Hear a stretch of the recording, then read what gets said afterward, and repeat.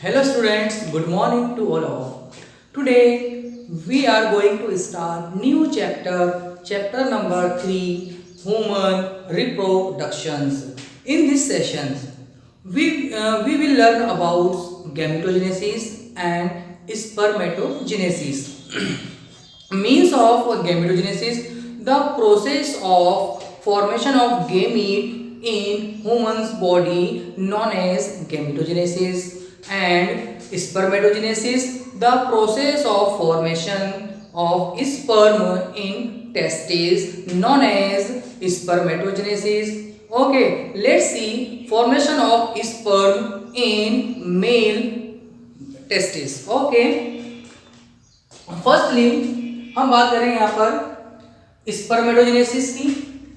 Gametogenesis के अंदर जो है टू टाइप्स के जो गैमेट्स होते हैं। फर्स्ट गैमेट्स होता है मेल गैमेट्स, एक होता है सेकंड होता है फीमेल गैमेट्स।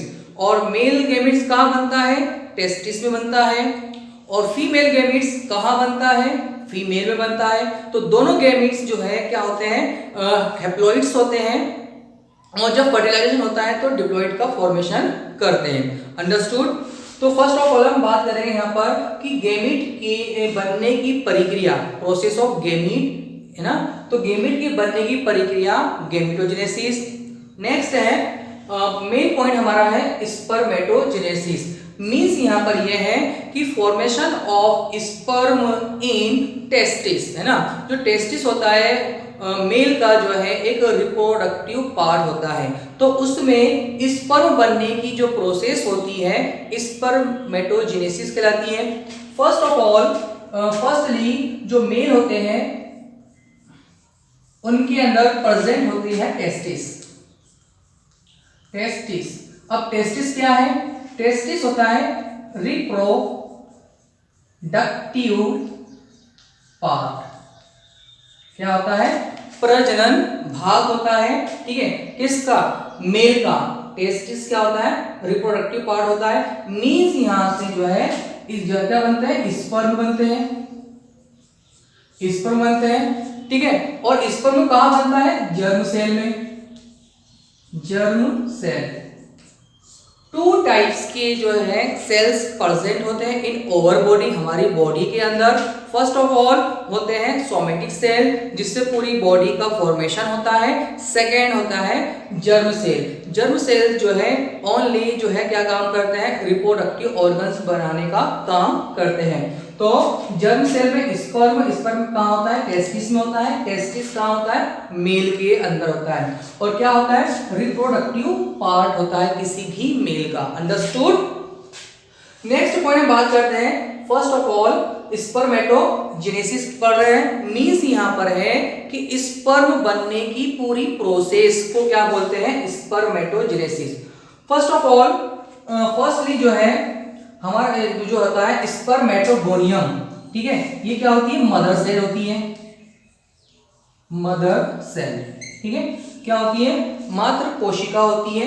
इस कोशिका को क्या बोलते हैं अपन? स्पर्मेटोगोनियम। क्या बोलते हैं? एक कोशिका को स्पर्मेटोगोनियम बोलते हैं। ये फर्दर आगे जो है डिवाइड होकर जो है दो नई कोशिकाओं का निर्माण करती है। टू न्यू सेल का फॉर्मेशन करती है।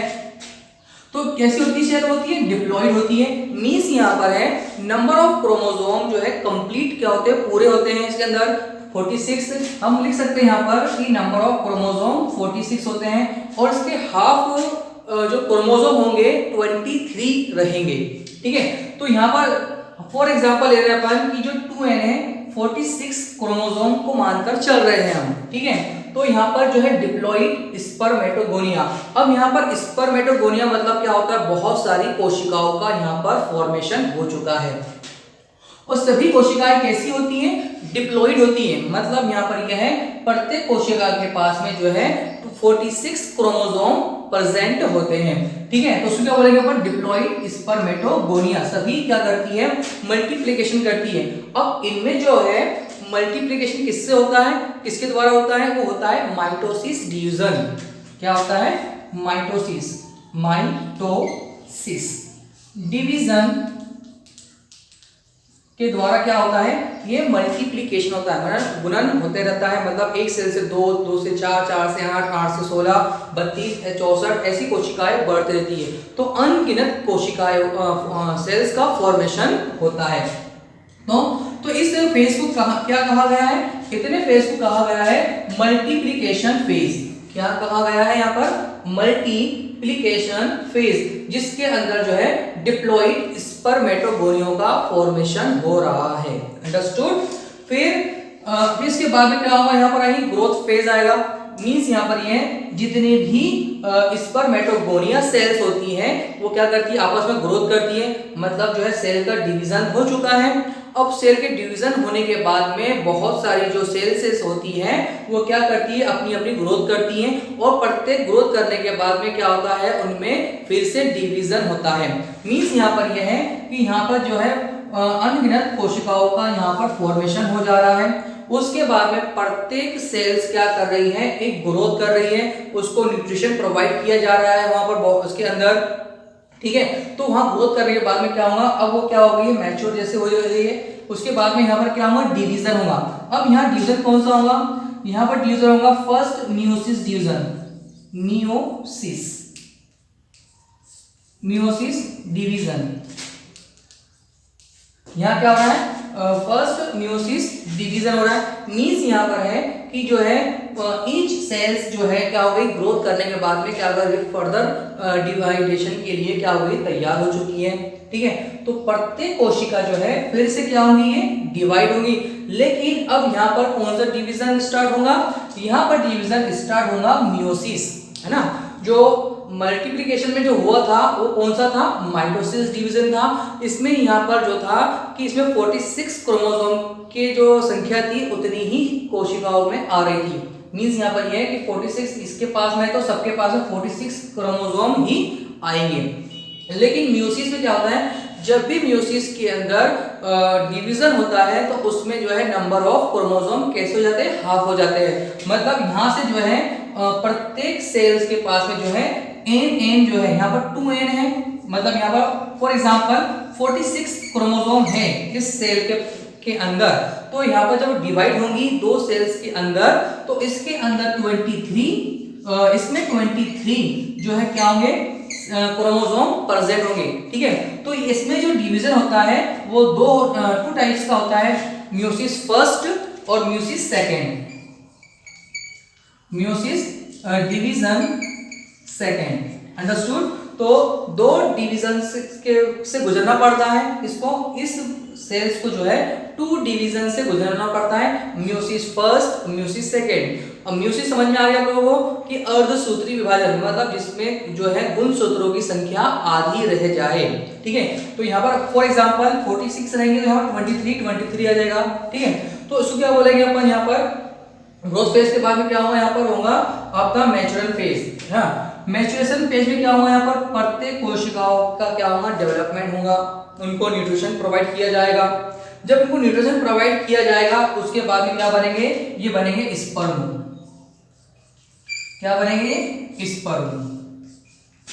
अब स्पर्म जो होते हैं क्या होते हैं, मेल गैमेट्स बोल सकते हैं इसको अपन, जो स्पर्म होते हैं मेल गैमेट्स बोल सकते हैं। और इसके अंदर अपन आप लोग जानते हो कि जो है मानव जो है मेल के अंदर जो है एक्स क्रोमोसोम और वाई क्रोमोसोम बहुत ज्यादा फेमस होता है। तो इनके अंदर जो है या तो एक्स क्रोमोसोम या वाई या एक्स या वाई। अब ये एक्स और वाई क्या है, ये तो यहाँ पर उसको एक डिनोट किया गया है एक्स वाई से। मीन्स यहाँ पर ये है कि इस स्पर्म के अंदर 22 क्रोमोसोम सेम रहते हैं और एक 23 वाला जो क्रोमोसोम होता है वो कैसा होता है, वो अलग होता है, ठीक है।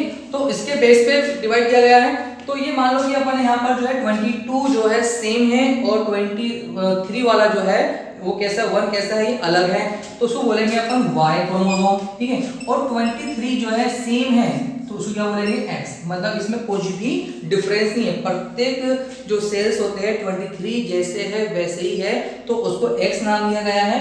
और एक होता है 22 प्लस और एक जो क्रोमोसोम होता है वो जो है अलग होता है, तो उसको नाम दिया गया है वाई। तो मीन्स यहाँ पर ये है कि ये रहेगा तो इसको बोला जा रहा है 23 वाई 23x। अंडरस्टूड। तो इस प्रकार से जो है एक मैच्योर स्पर्म का फॉर्मेशन जो है स्पर्मेटोजेनेसिस के द्वारा होता है। अगेन रिपीट करता हूं मैं आप लोगों को फिर से एक बार, स्पर्मेटोजेनेसिस क्या है? हमारा जो है स्पर्म बनने की जो प्रोसेस होती है मानव के अंदर, मानव में स्पर्म बनने की प्रोसेस को स्पर्मेटोजेनेसिस कहा जाता है। और ये जो प्रोसेस होती है कहाँ स्टार्ट होती है? ये स्टार्ट होती है टेस्टिस में। सो बोलते हैं वर्षण। क्या बोला जाता है इसको? वर्षण बोला जाता है। जो एक थैली जैसी रचना होती है जो बाहर निकली होती है, ठीक है। तो इस टेस्टिस के अंदर स्पर्म का निर्माण होता है और स्पर्म के द्वारा ही जो है 1 जनरेशन 2 जनरेशन का फॉर्मेशन होता है। तो स्पर्मेटोगोनियम मदर सेल्स होती है, फर्दर डिवाइड होती है माइटोसिस द्वारा, डिवीजन द्वारा, ठीक है। वहां क्या करती है? मल्टीप्लिकेशन करती है, ग्रोथ करती है। फिर उसके बाद में क्या आती है? वहां पर अगली बार जो ग्रोथ करने के बाद में फिर से क्या होती है? वो फर्दर डिवाइड होती है। अब यहाँ डिवाइड कौन सा होगा? डिवाइशन यहाँ होगा मियोसिस फर्स्ट, मियोसिस सेकेंड। तो उसके द्वारा जो है 4 हैप्लॉइड स्पर्म बनते हैं और 4 हैप्लॉइड स्पर्म का मेटिड से 4 हैप्लॉइड स्पर्म का फॉर्मेशन होता है। I hope you are understood this topic. Thank you.